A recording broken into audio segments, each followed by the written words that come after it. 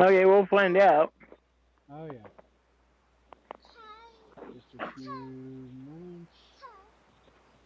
All right, everybody. Hey, guess what? It is Saturday, June 15th, 2019. You are listening to Disclaimers by Ed. We are going to listen to Slippery Hippery Hip Hughes first about the 17th Amendment, and then I'll let Ed show up and talk. I'm going to put him on mute otherwise if he disturbs us too much while we're listening to Hip Hughes that we've already caught him on lives before. Let's see if we can catch him on more. So without any further ado, here is him, the professor that claims he knows all about the Constitution and he don't know jack.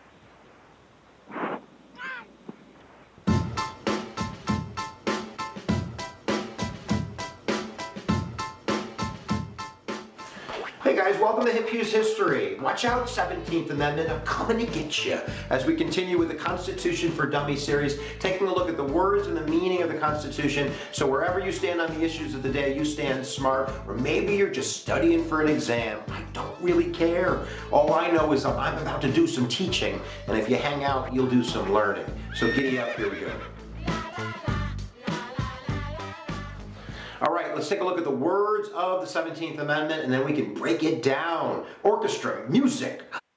The Senate of the United States shall be composed of 2 senators from each state, elected by the people thereof, for 6 years, and each senator shall have 1 vote. The electors in each state shall have the qualifications requisite for electors of the most numerous branch of the state legislatures. When vacancies happen in the representation of any state in the Senate, the executive authority of such state shall issue writs of election to fill such vacancies, provided that the legislature of any state may empower the executive thereof to make temporary appointments until the people fill the vacancies by election as the legislature may direct. This amendment shall not be construed as to affect the election or term of any senator chosen before it becomes valid as part of the Constitution.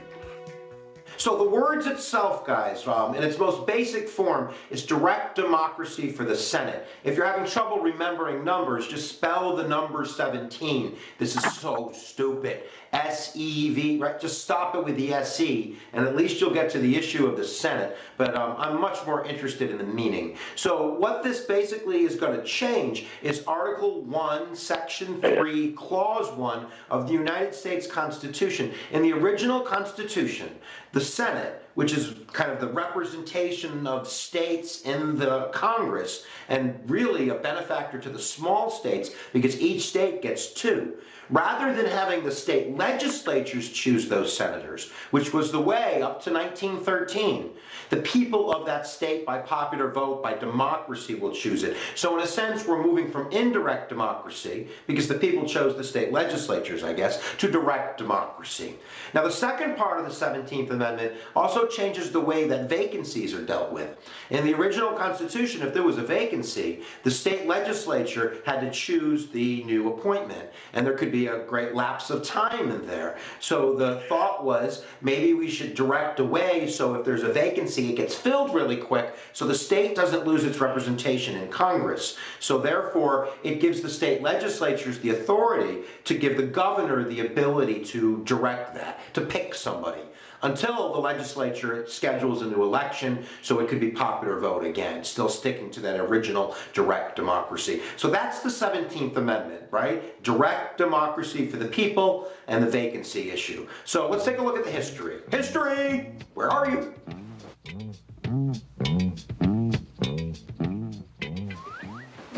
So the 17th Amendment was first proposed in 1823, and it garnered support as kind of this kind of ideal of democracy, that America is about expanding democracy, so why not expand it to the Senate? And certainly the underlying issues were corruption for many, and the idea that the Senate was kind of the elite branch of government, that they were the special interest branch that basically bought their seats from state legislatures. Andrew Johnson, president after Abraham Lincoln, was a big supporter of the 17th Amendment. Amendment.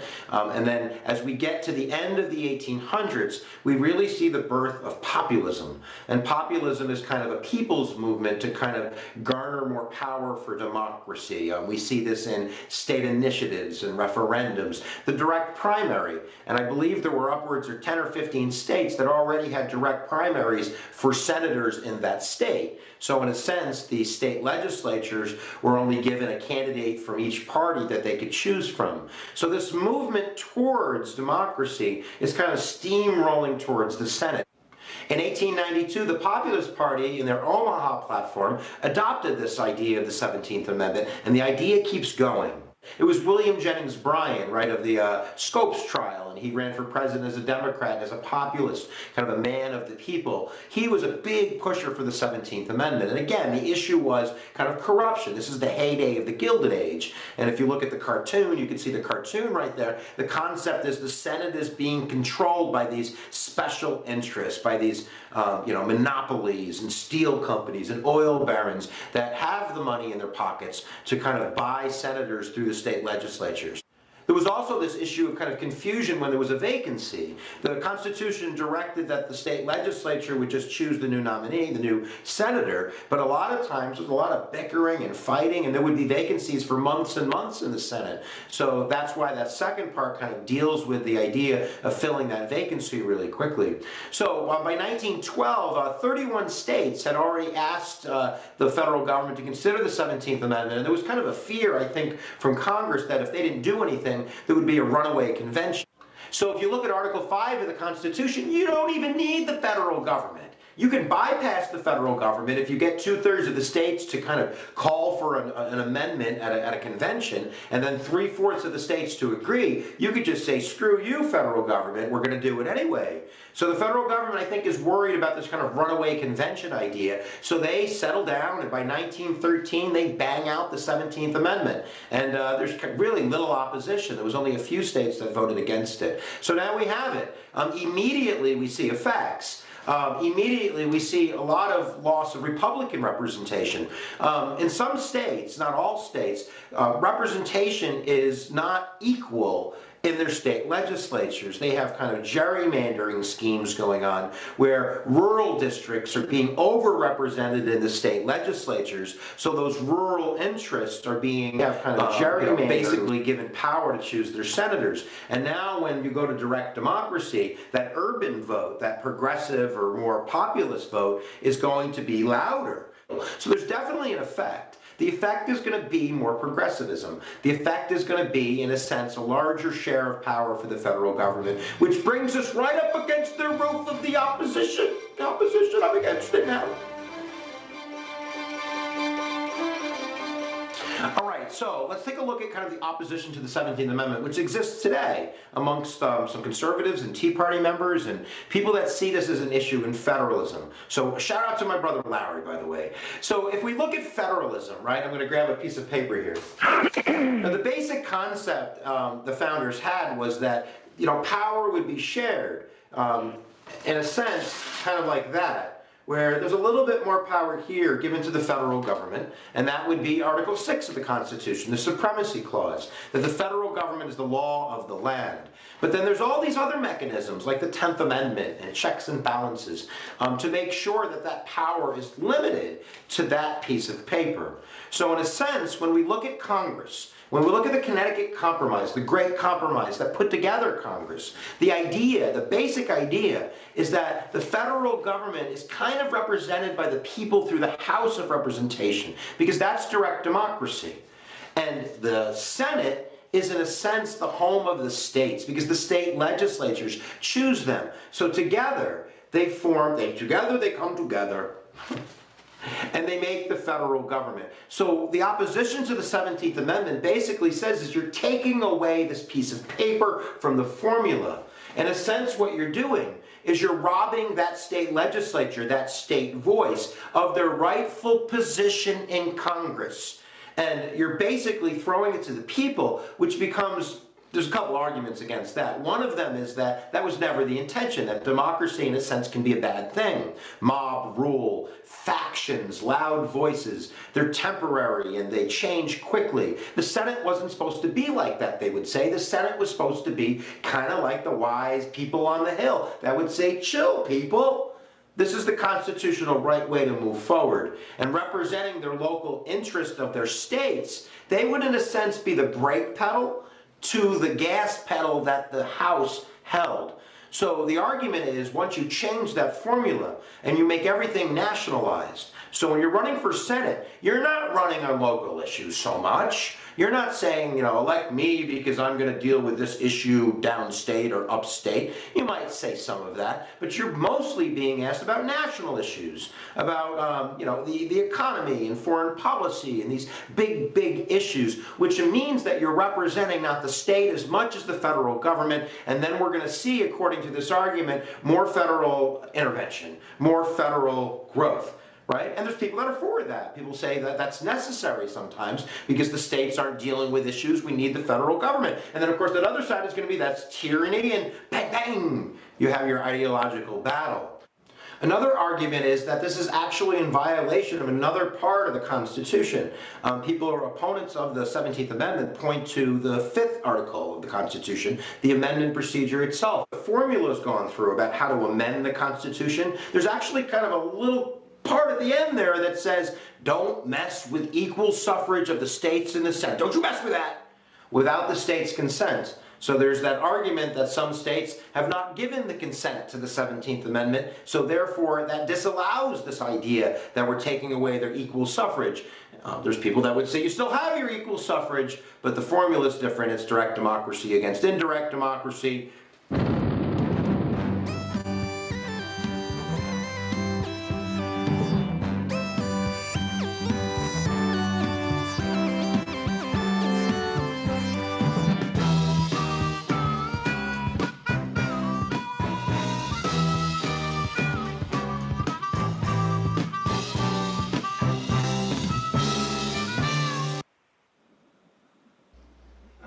I don't think we need to go any further. I mean, to quote a favorite character out of a video game, with this, each time I hear him speak, I can feel my brain cells committing suicide one by one. I agree with you there. He says over and over again, democracy, democracy, democracy. And if you actually listen to him when he tells you about democracy allows rape, robbing, and pillaging, but he preaches democracy and endorses the children to be raped. So you heard it from here. Evidently, he's admitting that he's a pedophile. Right, and this is the thing that gets to me, is that people don't read or see between the lines of what the truth is. It is a frustration we totally have in our circumstances, because if you actually read the Constitution, the states have no authority, nor does the federal government, because it has to go by the treaties first. The treaties are the law of the land with the Constitution, and it clearly states there's no democracy. It's a republic form of government. And see, this is where people have got to start coming down to some reality here. Because everybody wants to sit there and go, oh, we have a right to make a living. I have a right to rape, rob, and pillage the soil to have my job. All right, you do that, so what do your children have? See, that's the one thing people don't look down the future at what the reality is. They only care about self-centered me, me, me, me, me. It's all about me, and I watch it all the time. Literally, I watch it all the time. And I preach about it, and people tell me, oh, no, Ed, and it's like, it's a religion, any religion. I don't give a shit what religion you fantasize of. It's like fantasizing Merlin exists. Okay? When Merlin shows up, he exists. When God proves himself to me, maybe I might believe it. But I don't believe in that crap. I don't believe in fairy tales. And so that's what he's perceiving to the general public as a fairy tale. I've tried to contact this man several times over the last 2 years. He refuses every contact. I have tried to even contact him by phone. I've tried to contact this guy by email, on his own YouTube channels, and he doesn't want to respond because he knows he's lying because they put the laws up and the Constitution up. And he knows he cannot defend the lies that he's portraying to the general public. And so, kids, when you hear guys like this talk about democracy, there is no democracy. Democracy kills you. Democracy rapes your mother, rapes yourself, rapes your children. Because democracy means I can go to court and say, oh, I didn't mean to do that. I had a foul moment. Or maybe I was drunk and intoxicated and drugged up, so I have to have an excuse because you're going to feel sorry for me and have compassion, and you won't punish me because you have compassion to me. And this is where people have got to come to some reality of the real world instead of the fantasy they're living in. You know, I mean, I'm going through this where I've dealt with several court cases this last week, and people are writing in their court cases, which stuns me, that they are national citizen. And if you actually read Executive Order 2040, if you claim to be a national or a citizen, you're an enemy to we the people. National and citizens are only corporation members. Read the damn law. And see, this is the thing that really frustrates me. When we have the evidence out there in our website, new.org and trackers, we give it out there. We bring it out to the general public. And see, when you're not standing up for your children, you know, I mean, I get all the time where people say, oh, my children was kidnapped from the state. And I said, file charges on them. Oh, I can't do that on them. They have families. Oh, so they rape, rob, and pillage and destroy your family, and you're showing religious compassion to them by your family destroyed and suffering and your children suffering? That just shows me the mentality of people because they're mental. Most people are on psychological drugs today, so they're not living in real reality. Most people know that for a fact. You know, if you're on any type of psychological medicine, you have no responsibility, you have no rights, and that's why you give it over to the state. You've proven that you're an irresponsible adult, or, you know, children to adult, or child, adult, and adult to child. You're proving that you are not responsible, so you don't have to sit there and be liable, and then you wonder why the state bounces you around, takes your kids, assaults you, puts you in jail. Well, duh. You signed your rights over. You said they can rape, rob, and pillage you and your children. That's a reality. You know, I mean, I've got many, many years in public service and around the public government for minimum 40 years. And when I see this stuff goes on and people are not paying attention to what they're doing to their own children, and then they want to whine to the rest of the world. See, to me, that's disturbing. That is really disturbing to me because, see, when you have the ability to stand up. You know, we have it on new.org and trackers, how to own your child. File for your child. It's your bloodline. If you're a lawful bloodline native. If you're an immigrant, there's a different process. That's why they're being shipped home and everybody's whining. Well, Trump came out and said the truth. Immigration has no rights in this country, period. I don't give a shit. I don't care. And don't ask me to care about it. Because not one of you cared about when my family was born. Not one of you cared about when my family died. Not one of you cared when my brother-in-law was murdered or my children died. So don't ask me to show this compassion.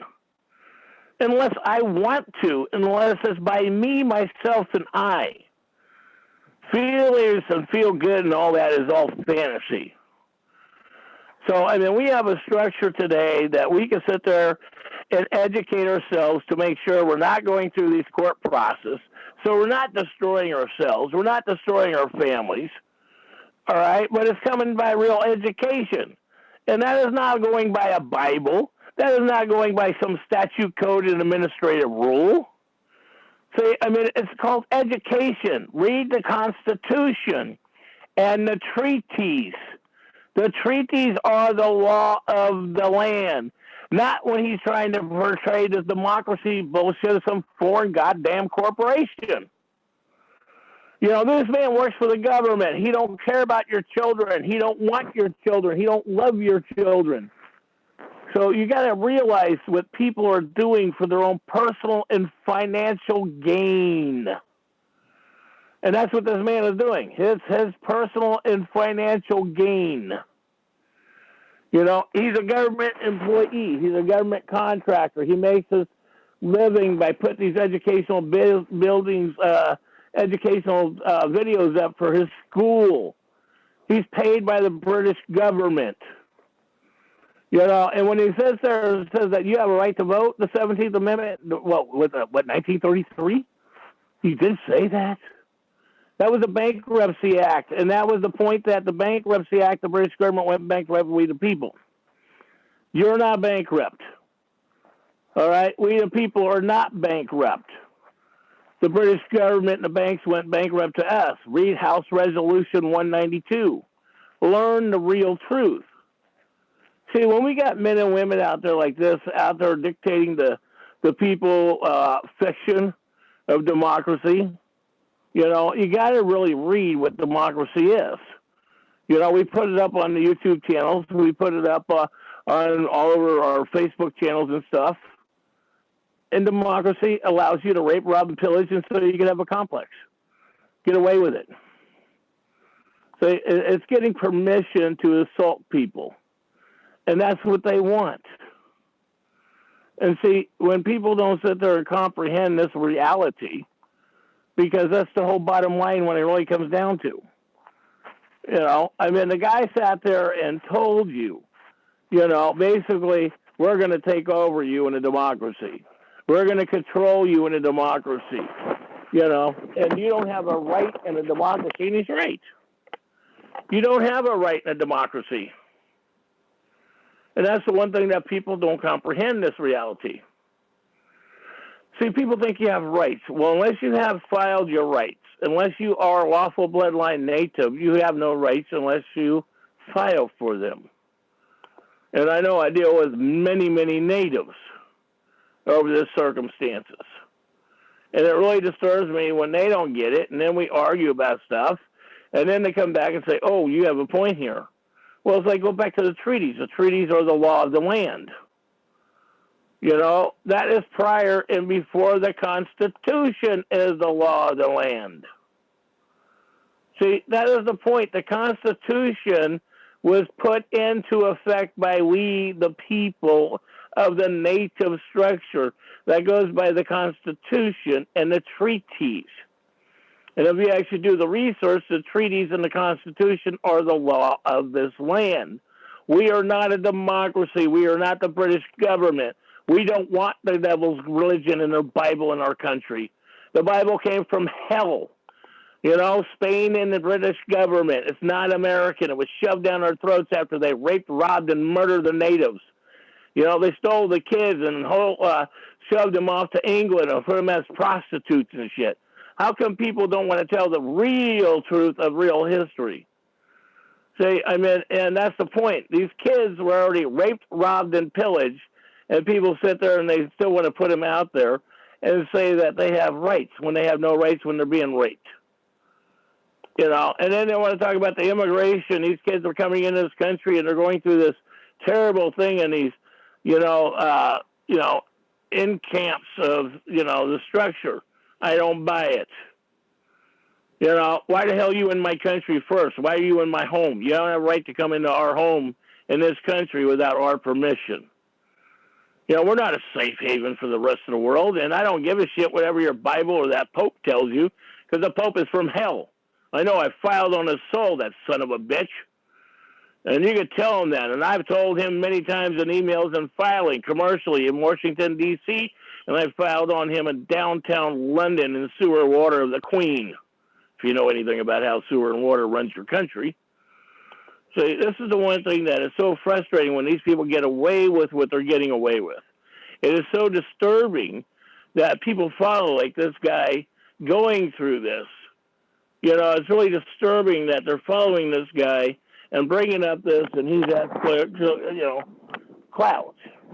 You know, I would love to have been in Washington, D.C. and testified on human trafficking with William Jefferson Clinton bill and all that stuff. I would have loved to have been in Washington, D.C. and really put the whole thing in about how they rape, rob, and pillage and go against the Constitution for personal and financial gain, pulling you over for a traffic ticket, pulling you over because you smelt bad, or, oh, we might have smelt marijuana. marijuana is lawful, always has been, will never change. You know, the 1937 Marijuana Stamp Act was not of native. That was commercially done. And when he talks about the federal government, type in federal government. British government, Roman Catholic Church runs your federal government. That's our contract we have. Go ahead. Marijuana is a fictional name for hemp. Hemp is lawful. It has never been illegal. Marijuana, the fictional substance, is and has been illegal. And that's the one thing that people cannot be confused over the real facts. Okay, and we've got it even on New Oregon tractors with hemp that is lawful. We actually have the federal court case. I've actually put up, and hopefully we got that up there too, because I have all the federal laws, the commercial codes that says it's lawful and legal. And the Mohawk Nation was the one that passed 6 months ago with the British government. If anybody knows anything about this, they actually put a structure in with the British government that they grow hemp and transport it in 48 states. Remember, all the other ones, Alaska, Hawaii, Puerto Rico, is not part of We the People. It's part of a corporation. They're terrorists. They're all terrorists. So, and that goes back to the 1937, that goes back to the 1917 Trading with the Enemy Act. Read the Enemy with the Trading Enemy Act, and you might learn some real facts. Because, see, when you sit out there and people are out there like this guy going out there saying, this is a democracy, all right? If you want a democracy, you realize a democracy, you have no rights. Your children get raped, you go to the district attorney, nothing happens. Somebody gets assaulted, you go to the district attorney, file a police report, nothing happens. Are you that ignorant, people? I mean, realistically, it comes down to it. Are you that sheeple that you're not paying attention to the truth that is going on in the surrounding circumstances of your life? Because everybody has an issue. And we all cannot deny that because everybody has their problems or issues, whatever the circumstances are. Well, don't sit there and pass that on. That's like when people say, well, I have my religious right to yell in the street corner saying, oh, come and pray to God. No, you don't have a religious right to yell in the street corner. You know, you have a religious right to yell in your own home. You have a religious right to yell on your own street corner, in front of your own house, on your property. But you can't sit out there and try to convince the general public to go along with what your belief is. And that's the problem we go through today. Everybody says, oh, well, you need to believe this way or you need to believe that way. No, you don't. And as soon as people start growing up, and I mean growing up, and still acting like little children, you know, I mean, we got this thing with the gay and lesbian issue that is a big point that's going on right now in the communities. And anybody supports that is a moron. Because you're telling your children, hey, they can rape, rob, and pillage you. Oh, pray to God. Do you pray to God? Who's God you praying to? Did it solve the problem? No, you're still raped. See, that's what gets to me. If the guy or the woman who was assaulted, and they had a .357 Magnum and they defended themselves, hey, not a rape. You know, that's called justice. See, and then you get people out there who defend themselves and people say, oh, they shouldn't have done that. They shouldn't have shot that individual. That's like that one kid that, you know, they were trying to go after him for shooting 3 people that broke into his home. And then they were saying he should be charged because they shot these poor people. What the hell are you breaking into somebody's home for? You should be shot. There ain't no compassion. Where's your fantasy belief that you think that you can go in and try to harm somebody, steal somebody's stuff, and think that somebody is supposed to protect you for theft? See, I mean, this is the problem with our society today. Your corporation, you're thinking. Because if you think this way, that's the problem that we're living today. Because you allow these things to happen to the children in your community. And then you're telling your children in the community it's acceptable. Oh, go pray to God. Go ask for forgiveness for the individual that harmed you. Say, I don't believe in that crap. I believe that if a woman is assaulted or a child is assaulted, give them a dull knife and let them go at it. You know, it's that simple. Let them have their justice. You know, that's the way it used to be in this country even 50 years ago. 30 years ago, it was that way. You know, some people did something to somebody, and the cops basically said, hey, justice served. Now today, everything's commercial. Everything's a digit. Everything's for financial gain of their corporation. And remember, these people don't care for you, even the police department. So the Supreme Court says the police are not there to defend you at all. And let me tell you, and I know that, I've been blessed because I've helped written a few court cases for other people in other states that cops went to jail for assaulting people and doing stuff. But I got lucky because, you know, I wrote it up, I presented it to them, and people got it. But see, the thing is that you have to write your cases on these people and claim as the injured party under Title 18, 3771, corpus electi. If you're not a corpus electi, and that's what I've been doing, is I've been reading court cases here this last week, and it's interesting. Everybody wants to put in their national citizen. They are national. 2040 executive order says if you're national or citizen, you're enemy to we the people in this country. In other words, you're enemy to all Native Americans. So that's the one thing I don't see, how people don't see this reality when it clearly states that you are the enemy if you're going through this point. And we, the people, do have a right to defend our homes. So that's like when people say, oh, let the immigrants come in this country. Well, I'm not going to let them come in my house, sit in my chair, turn on my TV, eat my food. No way. I'm not going to let them do that. Why would you do that? You know, that's the one thing that just disturbs me with people, how they want immigration in this country, but they don't want them in their home. They don't want to feed them. Oh, but I'll pay taxes. But the taxes go to England. Look at your tax statements. It goes to Puerto Rico and then the Queen of England. State, federal, and property taxes, not a dime stays in this country. So, I mean, and I've done the research, and I've proven it. I've put it out there. And nobody's proved me wrong. Nobody's disputed it. And I've done it with the House and Senate and even put their own records publicly. So this is the one thing that when it comes down to these things, what are people doing? So, I mean, how are you protecting your child for the circumstances? What are you doing for your child? And everybody keeps saying, oh, I'm defending my child. And I watch these people, they get their kids taken. And I ask them all the time, did you file your rights? Well, I didn't think that mattered. Well, that's the problem with people. They don't think what they're thinking. They don't think what they're doing has any merit. You know, and they've already been so brainwashed and so dumbed down and so stupefied. I mean, look at what our schools have done. They don't teach any education in school today.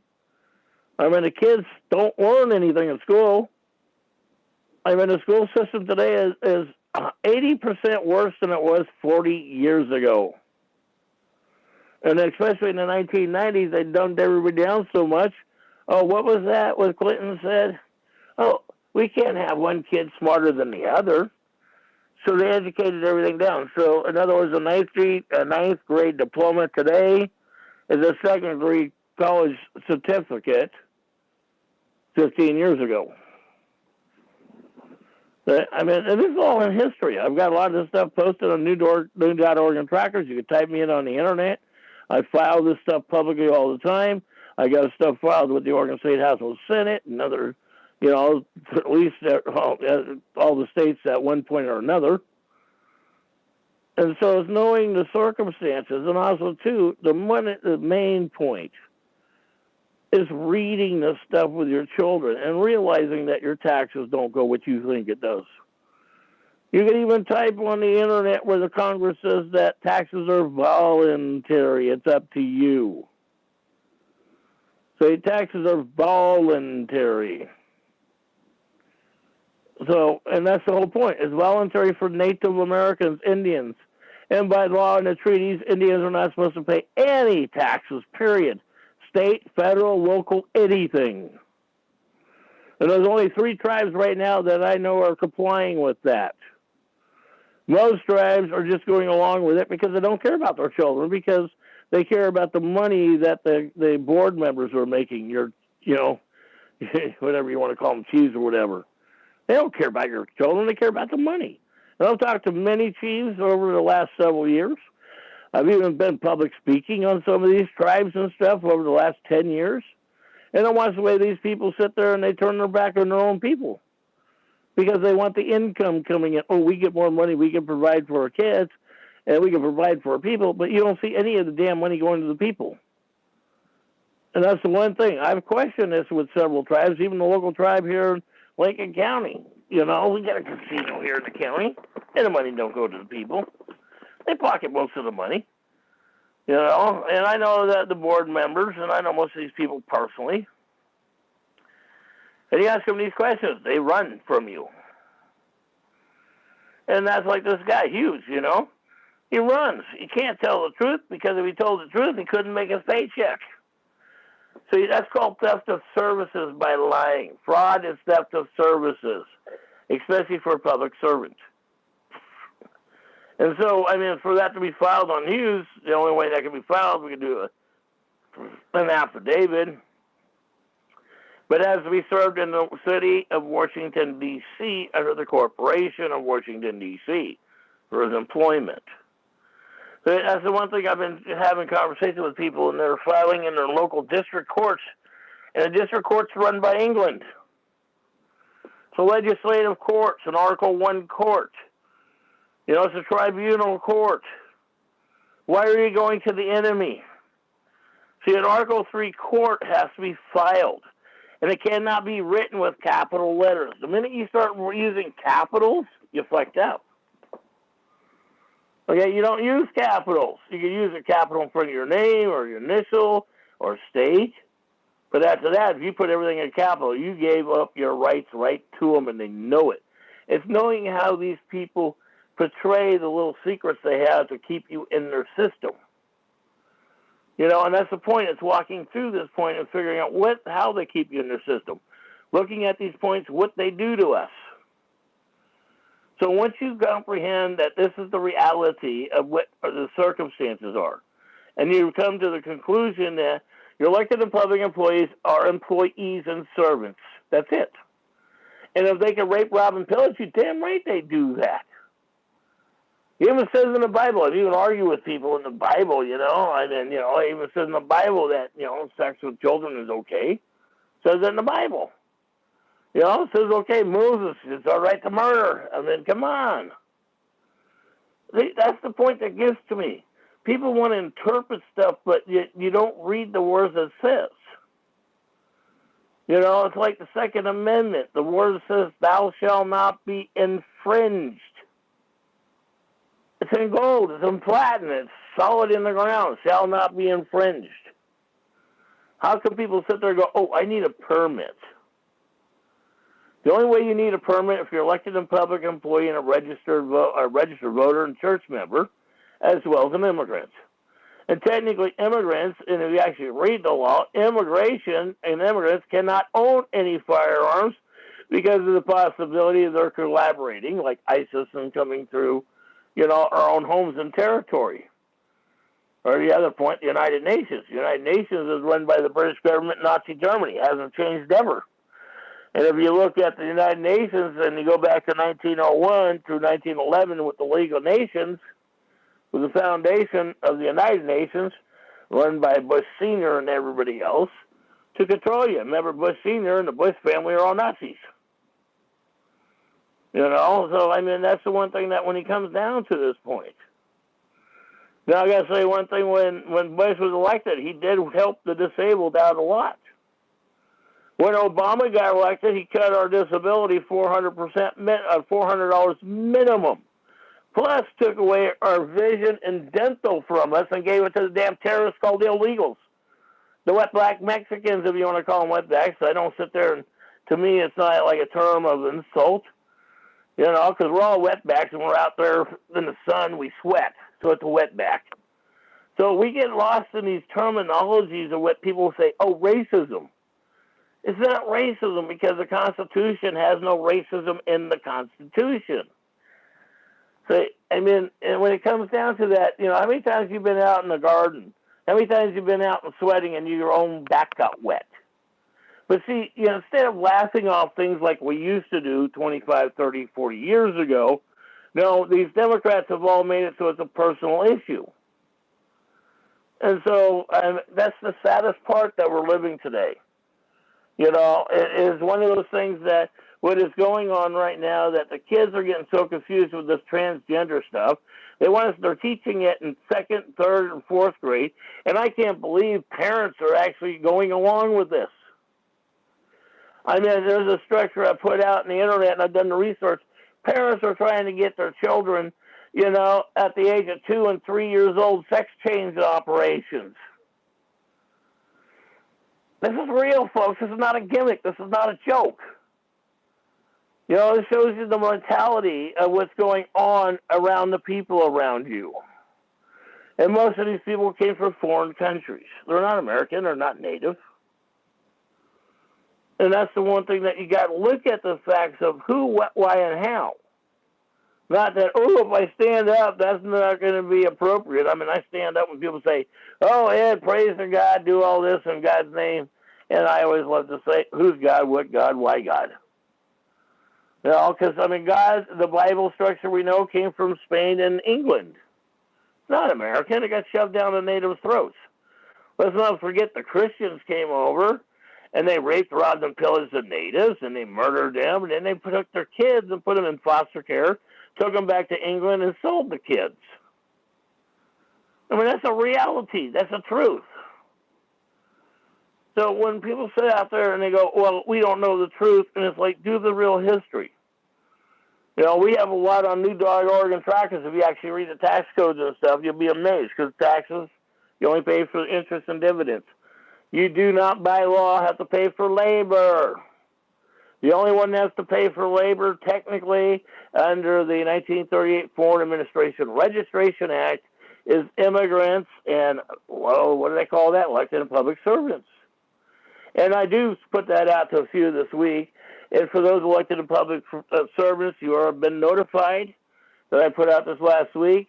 And we're trying to find out if you have not registered, we will be writing the charges on you and filing them. Because you don't have a right. We have to save this country. Our bloodline is more important than your immigration line. Native bloodline is more important than immigration.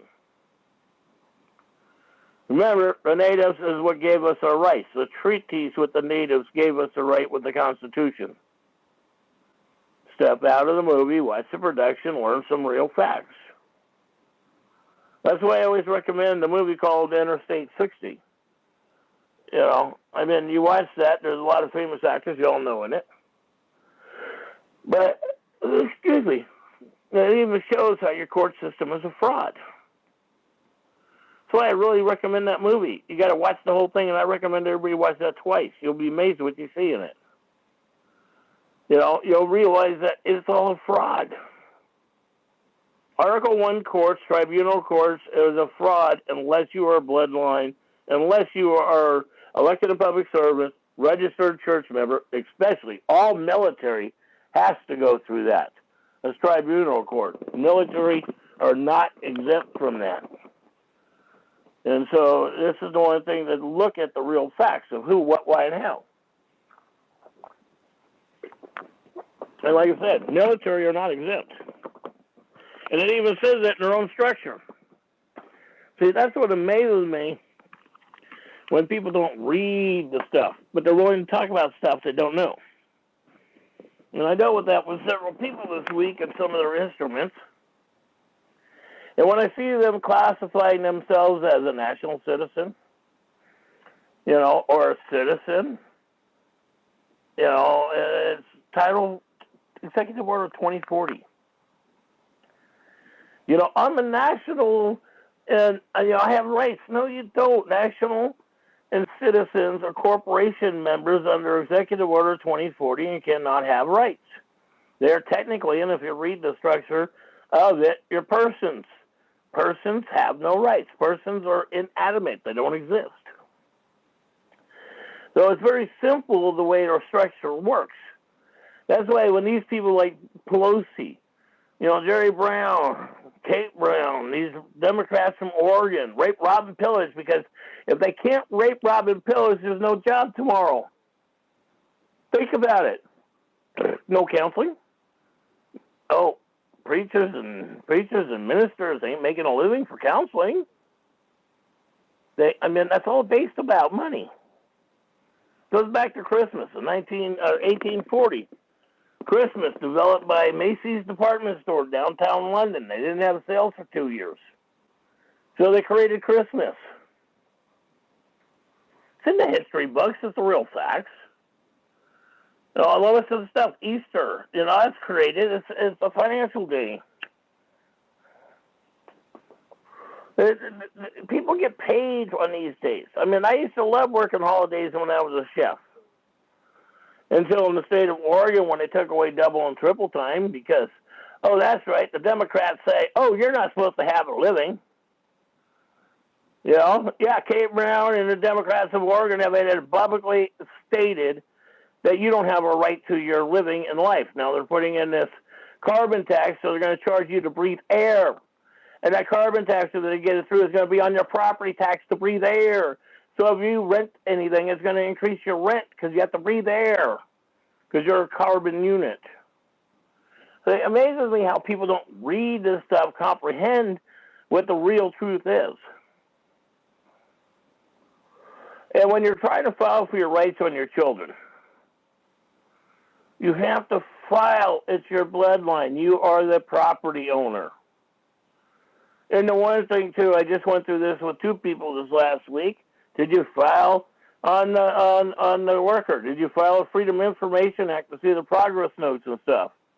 And they're going, well, they said we can't get it. I thought, I don't give a damn what they tell you. Did you file? Well, no, so they talked you out of doing it so that way you have no protection. See, these people talk you out of everything, and people follow them. That's what amazes me. If they jump off a cliff, they're going to follow them off a cliff. I always love people when they say, oh, I wouldn't do that. Well, I watch them most of the time doing that, even in their own paperwork. They don't realize the wording in your paperwork means so much. That's why when I do my paperwork, hey, they wrote it, I quote it. I much rather use their words than my words, and then they have to justify their circumstances and actions. That's by law. And they're slowly starting to do that, slowly, and that's only happened because Trump's been elected. If Hillary Clinton was elected, shit, right now you would have British flags on your house. You wouldn't have a right to have freedom and rights. And the abortion thing always pisses me off because it's a woman's right to her body. Because if a woman loses her right, you have no rights to yours, man. You got to wake up to this reality. Because you do that, you're going to be back in the Christian Crusades, sacrificial lambs, men and women, under the Roman Catholic Church, under Caesar's deal. And people say, give to Caesar what Caesar's is his. Well, I don't give Caesar a damn thing. Caesar should have been executed way a long time ago, and so could be executed today. Don't give. It's that simple. You don't give to Caesar. And so when you do this, and that's going to church, doing that. And if you really have something, if you got a really good church, you got a good community at a church, hey, mow the lawn, do something simple, help out, maintain the place. Everybody, I always love it when people say, oh, I could go put $1,000 in, I paid for my sins. You can't pay for your sins. Once you committed something, you can't pay for it. Out of it, you have to pay for what you've done. See, life is a freedom. And people always say, life ain't free. Well, it is.